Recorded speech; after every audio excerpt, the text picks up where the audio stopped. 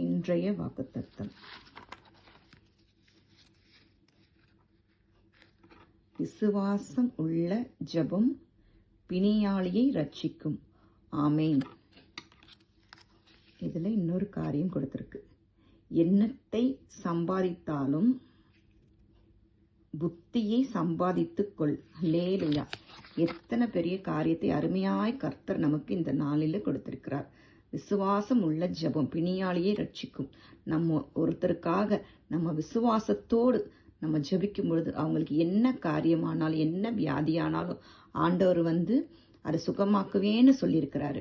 இந்த வார்த்தையின்படியே அவர் செய்ய கடவுது. இந்த நாளை ஒவ்வொருவருக்கும் ஆசீர்வதித்து தருவீராக.